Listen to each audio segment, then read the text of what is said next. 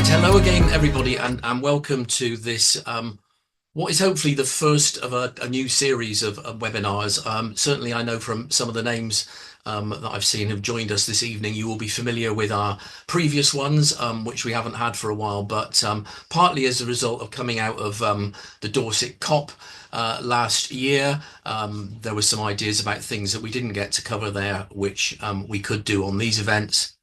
And also, we want to delve deeper into both some of the areas in our report and also some of the associated areas that maybe don't get too much attention. And tonight is one of both of those. It's an area that is directly relevant to how we address this problem, and it's also an event that should have taken place at the Dorset COP, but didn't for reasons which we'll touch on shortly.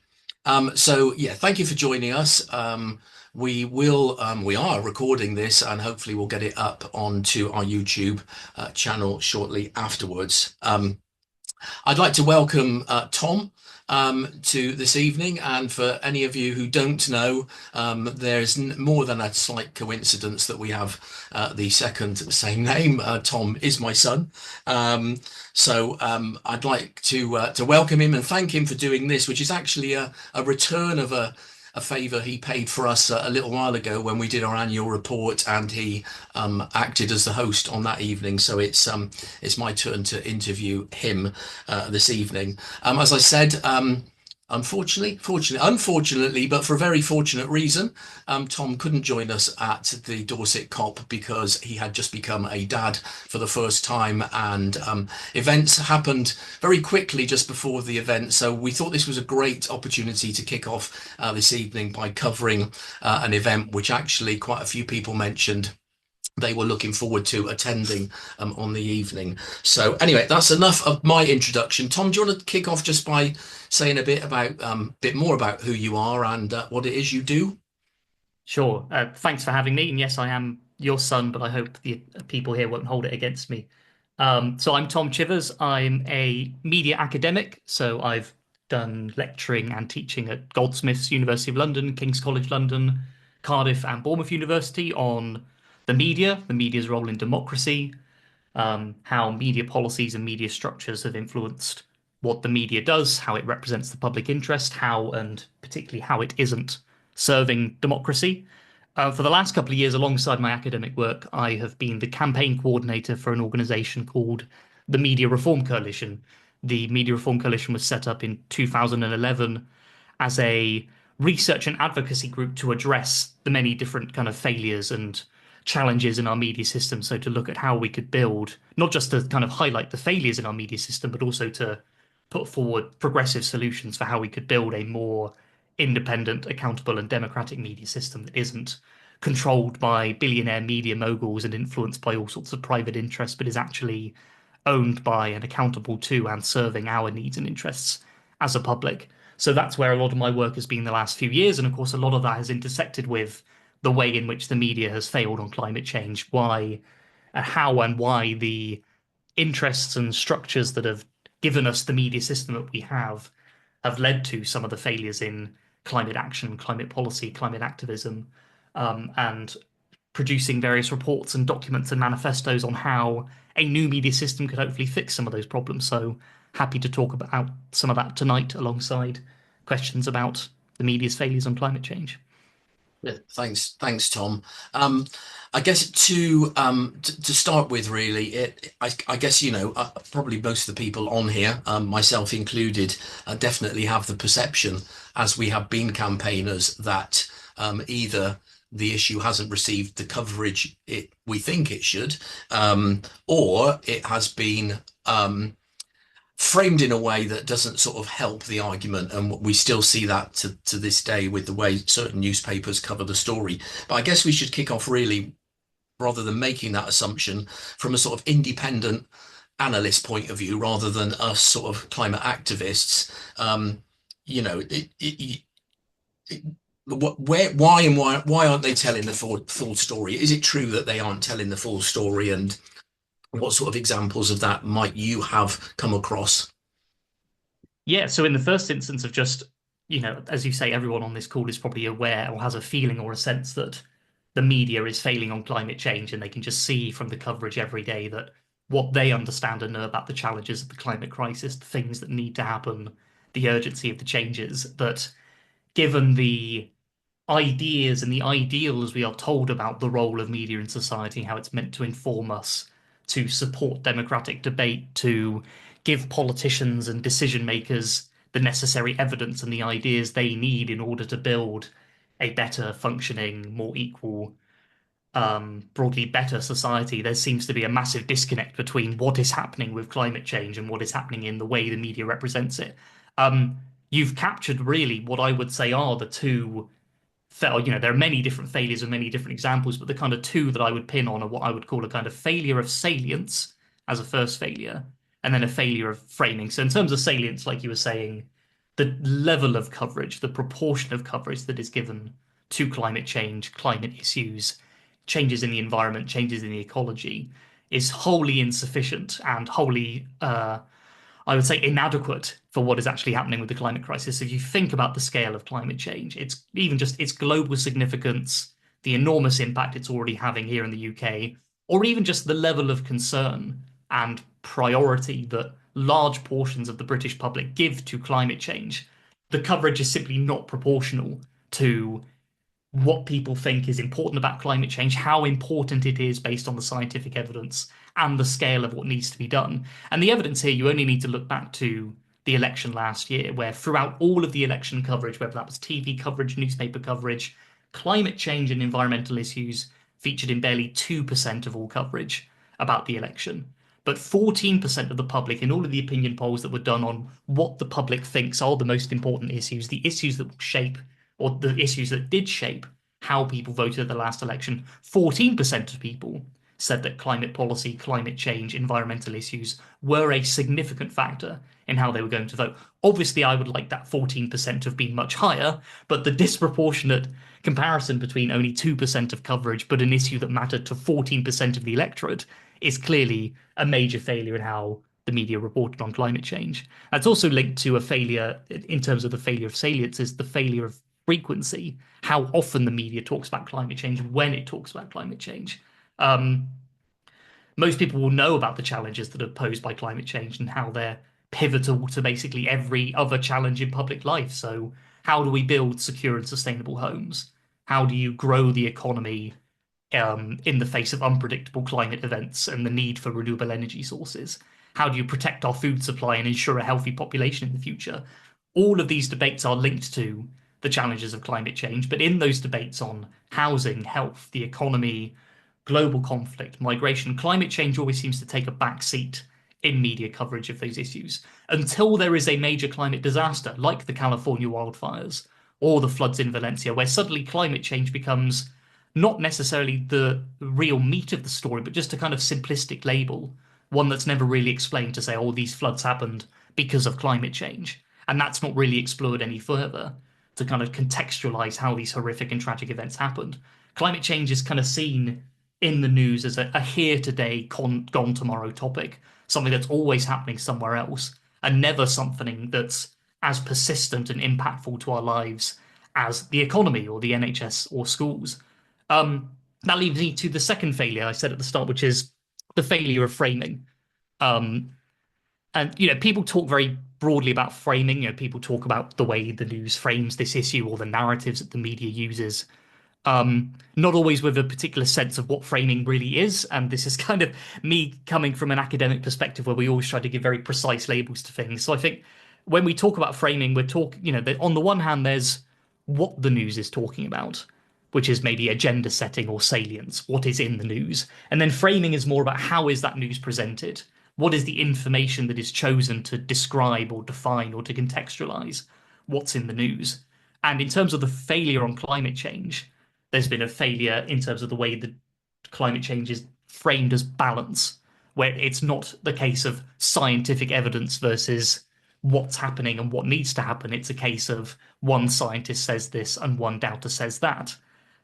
There's the way that climate change has been framed as a question of cost, but the cost is always what's the cost of doing something for a household earner or a driver in a big SUV or for the government, and never a case of the cost of What's the cost of not doing something? What's the case of not addressing climate change?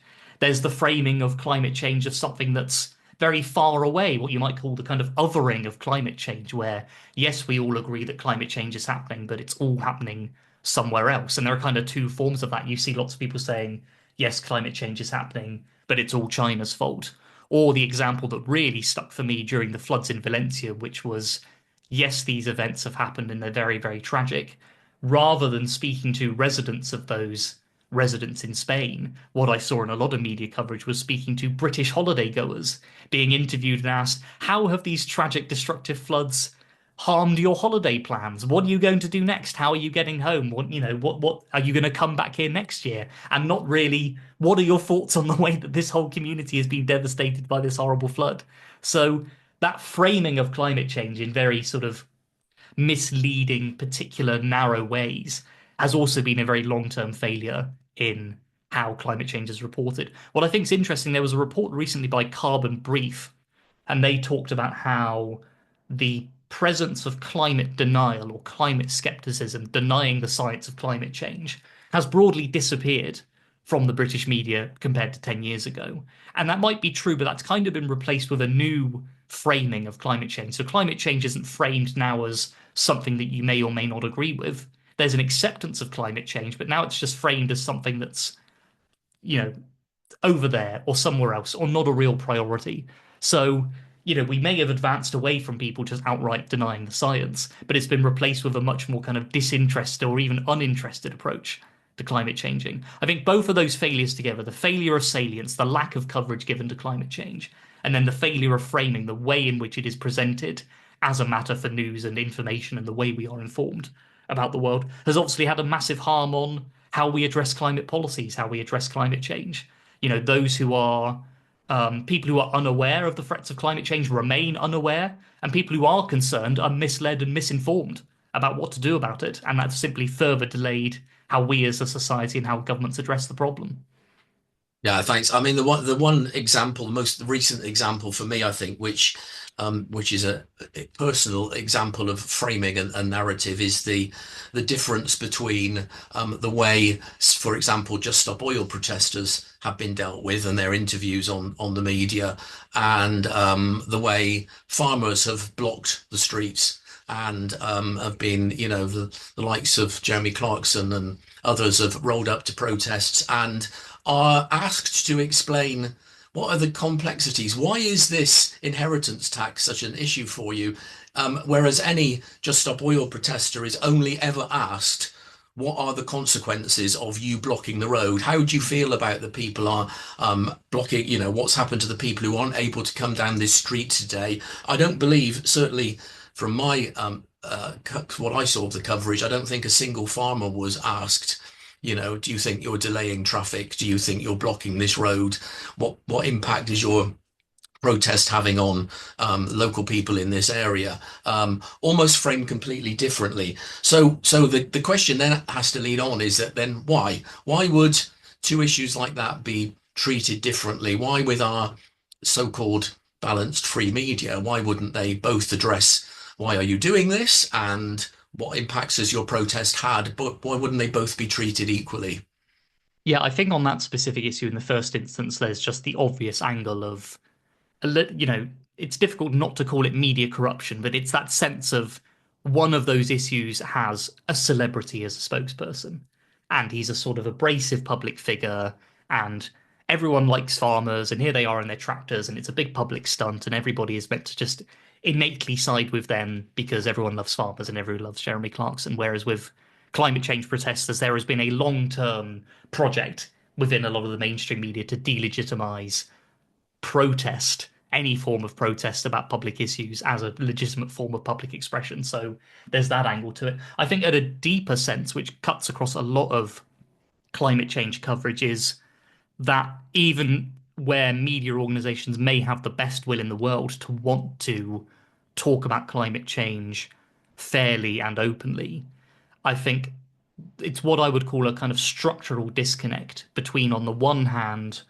the way journalism as a practice and as an institution, the way that the news media functions, what we might call the kind of news logics, the logics of how news is made and understood, that system of journalism and news is produced in a very, very different way from how climate science is produced. They are two very completely different systems of how knowledge and information are generated and shared with the public. So if you think of kind of traditional popular ideas of what makes good news, news is something that's new and surprising. It's happening now or it's happening tomorrow rather than in 10 or 25 years' time. News is something that's got kind of controversy and spice and argument and debate about it. It's a subject with directly opposing views, and in your article you can get person from one side of the argument and person from another side of the argument to argue with one another. And ideally, news is something that's this is from the perspective of a journalist or a news producer. News is something that's straightforward and clear and digestible. There aren't lots of ifs or buts or caveats that get in the way of a good, crisp headline. So climate change isn't like that, right? Climate science and really science in general is never really necessarily new or exciting. Science is slow and incremental. We're learning new things, but they're about trends that have been established scientific phenomena for decades. Controversy in science isn't a sign of bitter disagreement or of whole fields of understanding being debunked overnight. It's inherent to the process of science. New information comes to light that needs to be digested and understood and interpreted and researched further. It tells us new things about how the climate or the environment functions. Similarly, with this kind of balance, the way that news would traditionally get person on one side and person on the other, science doesn't do balance. Science does stuff by weighting scientific evidence. Either there is a weight of scientific evidence behind something or there isn't. And that's how you know what is evident or accurate or true about scientific phenomena. And in the same way, caveats and unknown factors, ifs and buts, are again and part of the essential context of science, where you say, we don't know everything about how this is working, but based on what we know so far, this is what we believe might happen. Those are two completely contrasting ways of understanding the world, of presenting information. And it comes down to the way that news as a business, news as a practice, is obviously based on what makes money, what sells newspapers, what attracts the largest audiences to your news outlet. And that's difficult to get around. I have, in a sense, some sympathy in that if you are a journalist trying to talk about climate change and your professional training is in learning shorthand and learning how to talk to sources and how to write a crisp, snappy article in 300 or 600 words, climate change is very different to that environment. It's complicated and messy, and in a kind of, existential way, climate change is so beyond our common understanding of how we currently look at society, how we currently address problems, what needs to be addressed by the scale of climate change. Most people, let alone journalists or individual media outlets, are probably not that well equipped to describe what's happening with climate change and what needs to happen. And it takes a lot of, most of the people in this call will have probably been in activism for several years. We're talking about trying to address news readers who have maybe only heard about climate change in a 30-second news bulletin, trying to get across the scale of the challenge within the current logics. The way that journalism is made, the way that news media is structured, is very difficult. That's where my sympathy ends, because obviously a lot of the real core structures of news and journalism, the reason they operate on that commercial logic of making something that's fast and new and exciting and controversial, is because it's about how to sell stuff, and it's about how to make money for the billionaires and the oligarchs that own a lot of the media. Um, that's the real underlying structural failure of how and why the media reports climate change in this way, is that it's not just an unfortunate accident of the kind of professional norms of journalism. It's the fact that the majority of our media, the newspapers, the TV networks, social media platforms, digital infrastructure, the way we get online, is owned by giant corporations and millionaires who have their own private interests in opposing climate actions that might challenge those interests. Um, this is, as I said, it's difficult not to call it corrupt, but there's no simpler word for it than to say that a lot of the people who own the media, we've seen decades of reporting on Rupert Murdoch's lifelong alliances with climate denying think tanks and Republican lobbyists in the US. the Daily Telegraph's laudering of climate conspiracy theory and science denialism that's often backed and fronted by fossil fuel funded think tanks. Yeah, the core of our media system are a handful of dominant newspapers, predominantly right wing, predominantly owned by unaccountable millionaires who have spent decades twisting the narrative on climate change away from the certainty and the rigor of scientific evidence and towards doubt and politicization and spin and distraction. Um, like I said, there was that carbon brief report talking about how the UK press has moved away from denialism and sort of abandoned a skepticism towards climate science. But I think it's been replaced with a new trend of what I kind of call climate petulance. So that yes, they finally conceded that yes, the Earth may be warming, and yes, it might be caused by human factors, and yes, it might lead to more extreme weather and global changes in environments and ecologies and all the things that we know about in climate activism. But their petulance is to say, well, it's not our problem, or the solutions won't work, or there are more important things, or everybody, aren't we all so fed up of hearing about climate change and seeing annoying protesters that really there are far more important things to talk about? It's a different playbook from the kind of industrialized climate denial and skepticism that we saw 10 or 20 years ago. But it's the same outcome. It's the same intentional effort to make sure that these massive changes that we need in politics and society and the economy don't happen because they would challenge the interests of the people who own the media. Yeah, I think that last sentence is for me. It's this is it isn't just that the like the billionaire class who own much of our media, and we've seen it out in the open, front and center now in the US, where it's very clear that that bunch of people who are sitting in the side seats in the Oval Office are making making decisions. It's not just because there's some quirk of personality that means if you're very rich you have this sort of disinterest in climate, but it is very much that the solutions that we are likely to need to implement are equally likely to need to rein in some of their practices and therein reduce some of their income. I mean, you've touched on that now. I suppose what would be useful to just um, because it's relevant, I guess, particularly for lots of the people on this call as well. There's two other areas which I wouldn't mind just touching on for a bit. One is local media, because often that's a peculiar beast and has very different, well, appears to have different issues. And the second one is the BBC, where arguably there isn't a billionaire owner at the helm. And I mean, I know it is criticised often from both ends of being, at one point a rampant left-wing sort of organ for radical people, and on the other side, it's viewed as being inherently conservative.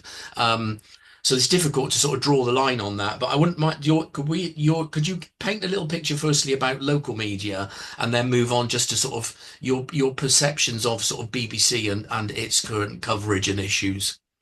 Yeah, so local media, this is one of our main campaign areas at the Media Reform Coalition, where if you haven't seen it already, you may have seen the statistics out in the wild, and it's one of our flagship reports that we publish every couple of years, and we're due to publish a new one soon. This is our Who Owns the UK Media report. The last edition was in 2023. We're working on the new one as we speak, and it should be out in the next month or two.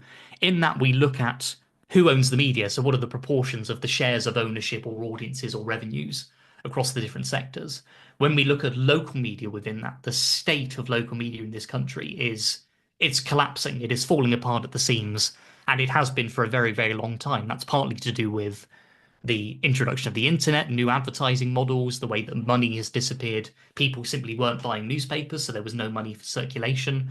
But it's also that alongside that same process, what used to be an industry of many, I think it was over 2,000 individual local newspapers all across the UK in towns and cities has now been reduced to just over 1,000. And whereas those 2,000 local newspapers used to be all owned by many, many different companies, whether that was a publisher in the local town or a publisher in a broader county or a region, now we only really have, I think, six publishers controlling 72% of what's left of the UK's local media. And one of those local publishers, Reach, is also the publisher of the Daily Express and the Daily Mirror. So we've got this massive consolidation and overlap between the big millionaires and giant corporations that dominate the national media, who are also in charge of tearing apart and cutting and collapsing the local media. If you've opened up wherever you are in the country, if you're here in Poole or if you're somewhere else in the country, if you open up your local media website, first you've got to confront with hundreds of ads and pop-ups that get in the way and make the page load and scroll through all sorts of other rubbish on there because they're so desperate for money. It's not really about presenting you with news, it's about selling your data to advertisers to make money. And once you scroll to the bottom, you realize, hang on, this local news website looks remarkably similar to another local news website because they're all owned by Reach or NewsQuest or National World or one of the other larger local companies. Um, in terms of climate coverage, I think partly the issue is there aren't that many local outlets left, so it's very difficult to get a hold of a local journalist. And if you can find a local journalist, they're typically responsible for such a huge area of coverage. Someone might be reporting on news in Christchurch in the morning and then going all the way to Portland in the afternoon. And, the very limited capacity for them to talk about something like, again, the complications and difficulties of climate change when they're talking about a school fate at one hand and a council decision at the other end of the county. Um, but it's all within that context of consolidation and collapse and cuts in local media. What I will say is there's a burgeoning and very exciting independent local media scene, which faces all the same difficulties of how do you get money, how do you get audiences. But what is particularly exciting about the independent local media scene is that they recognize that the job of local media is to produce news and to talk to people and report on what's happening, and not just to make a web page filled with house listings or adverts or kind of clickbait articles about what's happening down at Bournemouth Beach. You won't believe what people saw at Bournemouth Beach this weekend. So that's the kind of the overview of the local media. I mean, we can talk a bit more about strategies for how to deal and interact with the local media a bit later on. But on the BBC, um, clearly, in terms of its reporting on climate change, it's not performing any better than what we have said previously about the national media or the right-wing corporate media. Um, Part of the reason for that is I think in any conversation about the BBC, and I'm certainly no friend of the BBC, but I am a huge supporter of public media, publicly funded media, media that is not owned by corporate interest or dictated by the whims of billionaires, but media that is actually structured for our needs and interests. I think any debate about the failures of the BBC has to start from the recognition that over the last 15 years, its public funding has been cut by 40% because of the decisions that the government made on freezing the license fee, keeping it below inflation for a long, long period of time, using the license fee to pay for projects which weren't part of the BBC's business, so its overall level of funding collapsed. I think every failure of the BBC has to be looked at in that context. But that has also had a significant impact on its culture and the way it does journalism and the way it approaches news and who the BBC thinks are the important sources and the important spaces in which news is happening. So the BBC has become increasingly, I'd say, over dependent on getting its stories and getting its perspectives and getting its spokespeople from the national print media. This is what some researchers have called a kind of cross-media agenda setting. So the BBC has been made to act more and more like a commercial media organization because it doesn't have enough money to do its own original reporting. So it's doing less and less of its own journalism. And it's more just having a look around and seeing, well, what is the rest of the media saying? And what are our leading politicians talking about? And that's how the BBC shapes its news agenda. And of course, what the rest of the media is talking about is what the large dominant corporate newspapers are saying, because they are the ones who have the largest circulation and have the most um, commercially powerful news websites. The BBC is fixated on Westminster politics, which means it takes all of its cues on climate change stories from what the government is saying or doing, or what international governments are saying or doing, rather than what scientists are saying and what the science is demanding. The BBC is, again, like the rest of the media, attracted to scandal and outrage rather than attracted to the cold truths of climate science. Um, I think there's an irony of um, the BBC only talking about climate change when there's an Extinction Rebellion stunt that angers people, and not, for example, a march of hundreds of thousands of people calling for very moderate and polite but very urgent action on climate change. Zoe Williams of The Guardian, I think, came up with a really good way of sort of identifying this problem, which is to say, when organizations like the BBC prioritize reporting the destructive climate actions over the peaceful climate actions. I mean, the BBC ends up proving what it's kind of trying to denounce. You know, the BBC is trying to join in on this mainstream media campaign of denouncing climate activists. And what they're proving the point of the protest, right, which is to say that orange flour and tins of soups seem to be the only way to get climate action onto the news agenda. You know, failures at COP and the inability of politicians to agree climate action and all of the reports coming out from the UN and 97% of scientists around the world for some reason isn't enough to get the BBC's attention on what's happening. So orange flour and tins of soup are. I think that's exposed the way in which, because of all of the structural failures of the BBC, its loss of funding, the sheer anti-democratic extent of government control over who is in charge of the BBC, how the BBC is structured, it has simply come to resemble the same commercial news organisations against which public media is supposed to provide a counterbalance.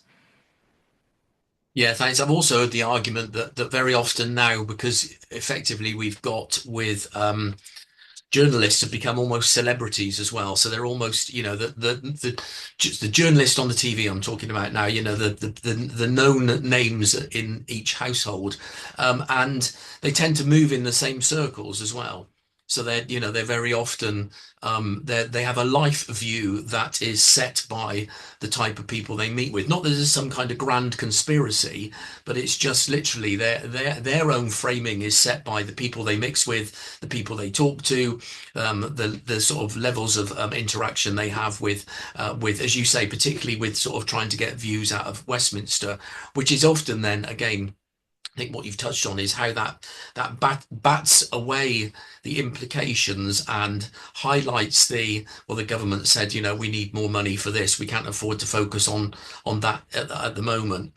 I guess probably worthwhile talking for a little bit about, I mean, you touched on it there really about, some of the ways in which we can, what can we do, in other words, against this?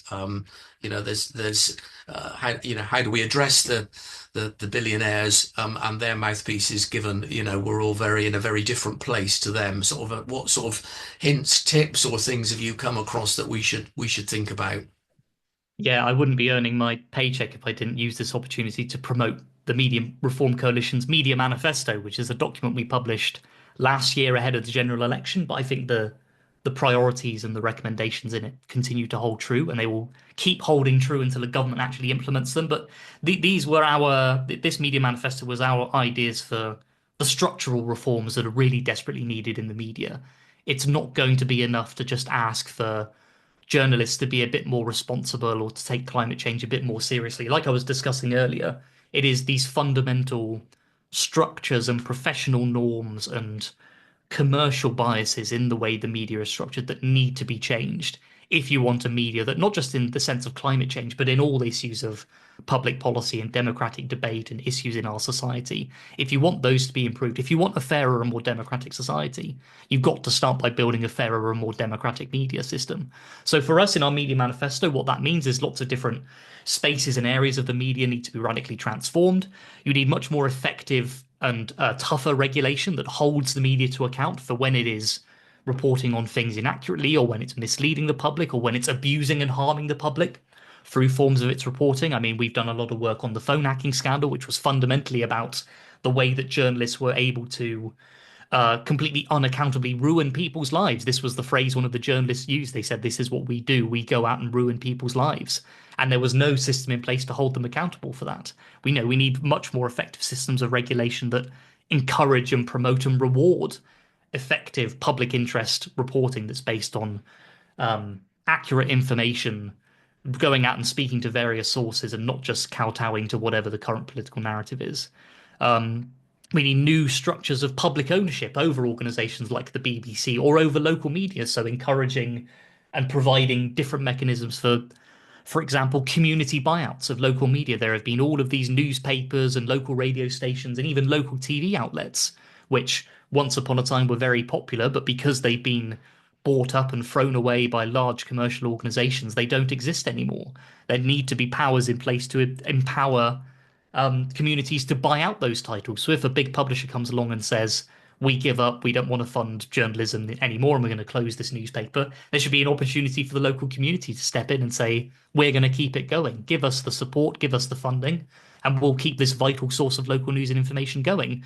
Um, Other reforms we talk about, and this goes back to our report on, who owns the media and how much dominance and influence and power they have over society. There need to be clear, um, just taking that power away, breaking up those concentrations of power and influence in our media, taking the power away from the oligarchs and millionaires that dominate our public conversation. For example, by forcing those companies to divest from areas of the media in which they have a dominant influence, or imposing public interest obligations on those outlets which hold a large share. So if you own, for example, more than 30% of the news market, you might be able to keep a hold of that newspaper, but you will be required to invest some of your profits in an independent news outlet or to invest in new sources of investigative journalism. There have to be remedies. It's the same way in that large companies that are polluting the planet should be required to do something to remedy and reverse what they've done in the past. I think, in the way that large fossil fuel companies have been polluting the atmosphere,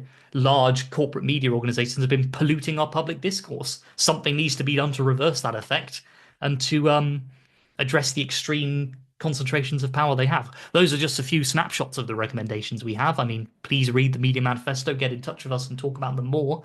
I think the other recommendation we'd have, which is probably a space to, get people's views from in this call, is about how to interact with the media system we have now. Obviously it needs to be changed and it needs to be reformed, but at the same time, action is needed now. And a lot of that action needs to go through or perhaps even go around the broken dominant media system we have now. And there's lots of different ways of thinking about public communication strategies. What is it you need to do to get a journalist's attention?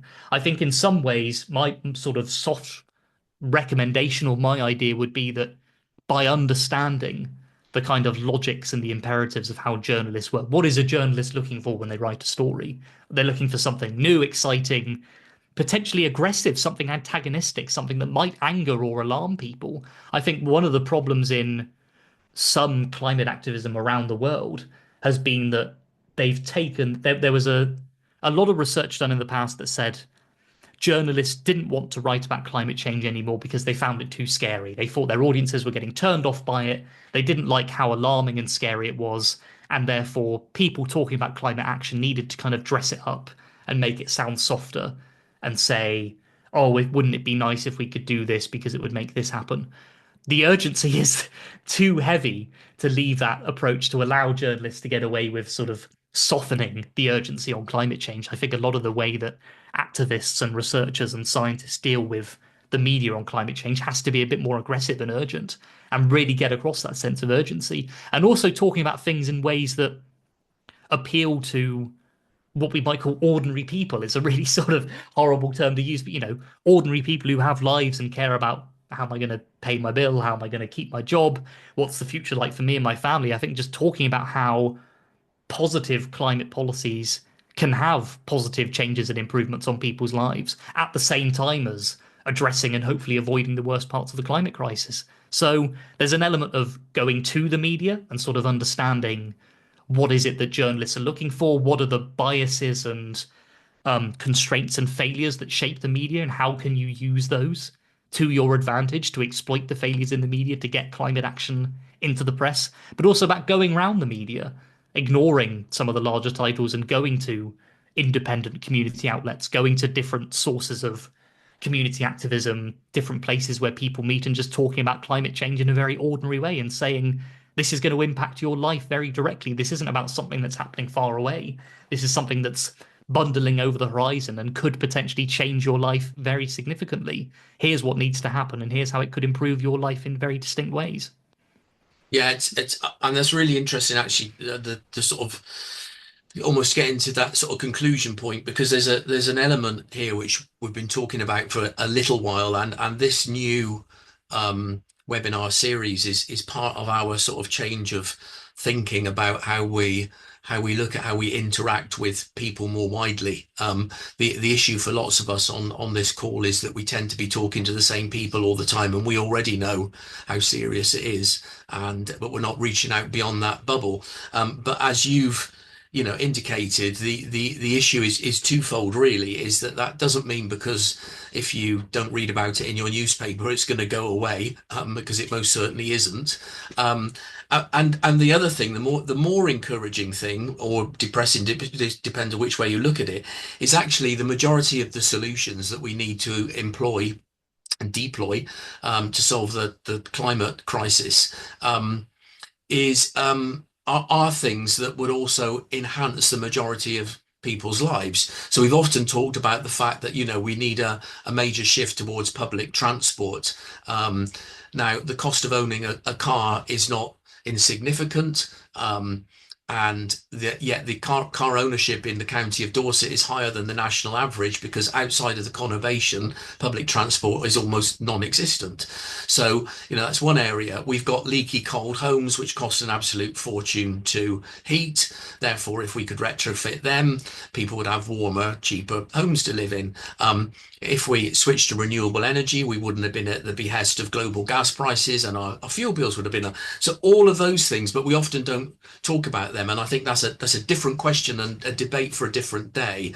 But I think one of the challenges, certainly Neil and I have been talking about in terms of what we do, is how we reach out to people to talk about how the solutions are a bonus for health and well-being and the general economic good of the majority of the population, rather than phrases like, we need to achieve net zero, and those sorts of things which are generally not understood.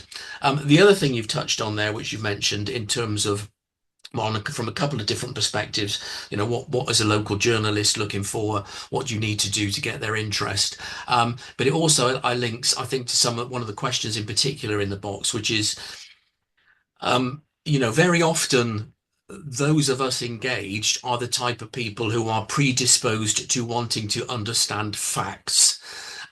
Very often, people who are predisposed to following leaders, are people who are appealed to by feelings. So, it's very easy to a certain group of people to be told, you can make your country great again, and with absolutely no real description of what that means for you as an individual. It just doesn't really matter, because it's obviously going to be better for you. And that's very similar to, sharing stories about, phrases we hear like war on motorists every time somebody puts a new cycle lane in somewhere.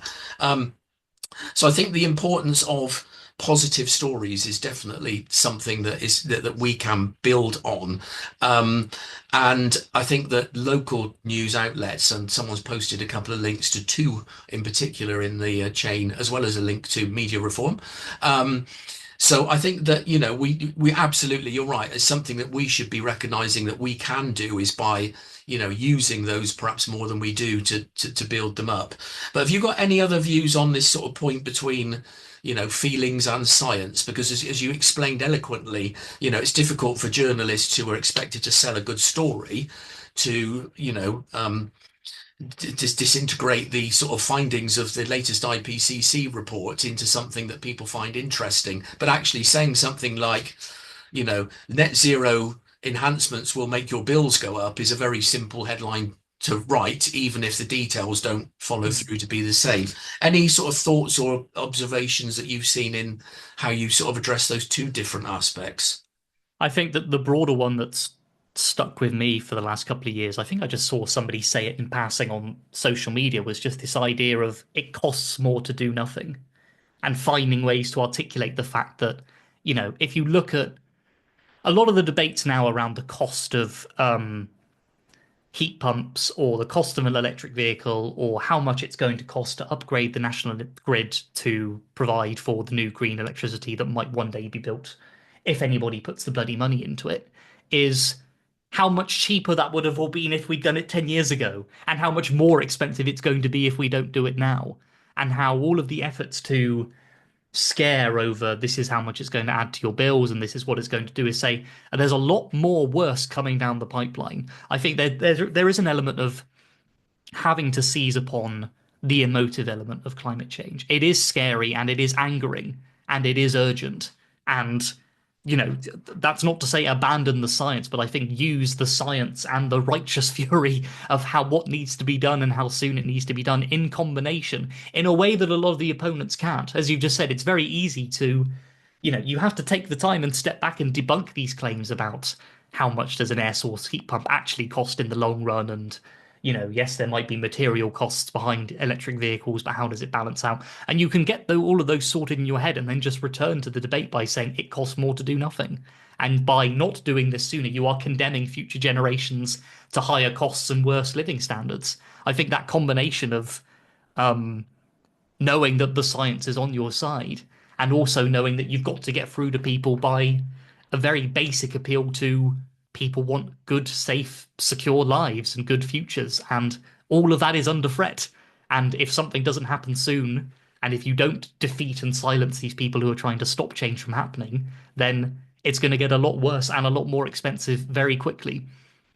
Yeah, I think, and it's a big ask, there's those of us who've been activists for a while to ask you we should do this when we've been struggling for years, is breaking out from the sort of remit of the discussion. I think there's a couple of things. What we'll do is we'll sort of wrap up in a moment and then open up for questions. There's a couple of other things that really have struck me. One is, again, similar to sort of some of the thoughts we've been having recently, is around, how we very often, I think, political activists often criticize people in the climate movement for being sort of single purpose campaigns, or sort of having a sole focus and not recognizing the wider societal issues that people need to face. And you can't just focus on one issue. And I think in many respects that is probably something we should reflect on as climate activists. And I think the discussion this evening is a very good one of those, because it almost becomes a circular argument that says, whatever little hints and tips and tricks we use to deal with the current journalists, and what we can do with to debunk what's in the Daily Mail, is largely small fry if we don't equally join and pay similar attention to finding ways to address our unbalanced media landscape. So I think that's upon all of us really to say, next time that email comes through asking for support for a petition, or next time you're talking to a politician, it is as important for this area that we have a balanced media as it is for broader democracy as a whole. So I think there's probably, I include myself in that, absolutely, is that, we shouldn't think these things are somebody else's campaign. They are absolutely front and center to, what we need to do as climate activists. And the other thing, again, which keeps coming out of these conversations, is so at a recent event I was at UCL in London, there was people were talking, again, very similar debate, not on the media aspect, but how do we get these stories out to people, and how do we engage with people who aren't already active? And one of the things that's becoming increasingly apparent is, because the fact we now have climate change itself is built into the Earth system. So we know whatever we do, even from tomorrow, we are going to face the consequences. We are already facing the consequences. You mentioned Valencia and LA, and there's all those countless other places that Brits don't go on holiday that never get a mention in the news, already suffering. And what that means is there will be challenges at a local level, as well as, rising sea levels. There will be extreme heat events over the coming years, and, flooding and all of those things. And I think what was the theme was coming out of this event in London was people saying, with real practice, and in particular, I think it was Lambeth or Islington, one of the London councils, was saying that they really found it difficult to engage beyond the normal people when they talked about climate change and how we deal with it. But when you started talking about building community resilience, people were much more willing to be engaged. So if you said to them, we're having a meeting on how we would cope if there's 300 millimeters of rain coming down the high street, and how would that affect you, your properties and your businesses? What can we do to be prepared for that? What can we do to be prepared if there was a global food shortage because of some extreme weather or disruption in the transport supply? What could we do if we were faced with a long heat wave? How do we know we're ready to deal with the consequence? And people were much more willing to engage with that. And those sorts of questions then opened up things like, well, how bad would this heat wave be and how likely is it to happen? So you actually then end up going in through a different way rather than the story being about climate change and how we deal with it. You're talking about how do we just make this area better and safer and secure for all of us going forward. So I think that's definitely one for us to reflect on. Um, the second bit is we're also sort of focusing now on trying to get people to think about what can be done by 2030. Originally, we sort of said we should really be trying to get to a sort of zero carbon situation by then. That seems a fanciful wish now because of all the delays we've had. But actually, if you start talking about 2050 as a target, it's just so far away, it's almost irrelevant because that's for somebody to deal with in 10, 15 years' time. So we're still talking about 2030. And so, from the sorts of things that you've discussed this evening, what would your landscape look like if we'd achieved the right things by 2030? What would have been achieved from a media perspective if we address the right things between now and then? Well, I think starting from that community perspective is a really interesting one because I think what would be fantastic to see by 2030 is actually areas and communities all across the UK taking the opportunity to and being given the support to develop community media sources which are based in very small local areas, which, in a sense, kind of revive what was once a very diverse and independent and vibrant local media sector where every town and every city had one, if not two or even three local newspapers, which were all about sending journalists out into the local community, learning about what was happening and reporting it back to the public and providing that kind of community space for knowing what was going on in your local area. And I think that ties in so closely to when you're talking about debates on climate resilience, community adaptation. How do we in a local community address these issues? Having conversations and making debates and spaces to talk about those things depends upon a media infrastructure. You need spaces not just to have meetings in cold church rooms and go to council chambers to discuss this stuff, but then to take it out to the local community and ensure that you're taking everybody along with you and informing them about what's happening. You can't do that through the current media system we have now because, you know, whatever your opinions on the Dorset and Bournemouth Echoes are, it's ludicrous that there's only one single newspaper covering an area of 400,000 people with about, I don't know, 18, 20 journalists total to cover all the different issues on tourism, sport, business, schools, health. That's simply unsustainable. You know, if we want climate, any kind of policy and political responses that take the community with them, you need media that's embedded in the local community. So I think a starting point for what would be great to see in 2030 is more people taking the opportunities of new kind of digital platforms that aren't owned by giant, strange billionaire big tech bros or depending on large publishing giants and going out and setting up cooperative newsrooms or community journalism centers or just small groups of people who get together to talk about how can we work with different groups and different networks of activists to engage with one another and creating those spaces for community conversation, community media. On a broader sense, I think, you know, there's lots, obviously, the media manifesto that we've published talks about all the big structural changes that need to happen now, not just by 2030, but ought to have happened 10 years ago and need to happen now. I think the very interesting one for me,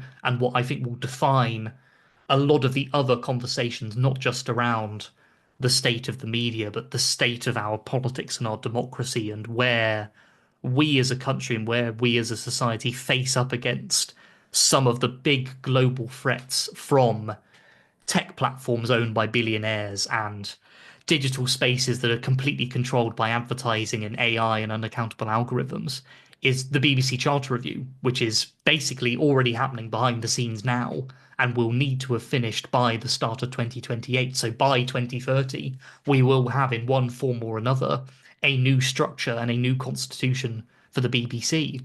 I think the problem is when those debates have happened in the past, they have been so swallowed up by whatever the government of the day thinks about the BBC. You know, do they think there's any political capital, political opportunity to be gained from attacking the BBC or supporting the BBC. But those debates about the future of our public media, this huge national institution, which is supposed to represent us, is funded by us, is supposed to represent us, but over which we don't have very much control or authority or accountability, how is that institution going to be changed over the next couple of years? So what I would hope to see ahead of 2030 is many people addressing directly or getting engaged directly in the BBC Charter Review and again using kind of community conversations to go to this charter review process and say this is the kind of media we want to see. We don't want this to just be a debate between politicians and the BBC and other sort of big celebrities and national public figures who want to attack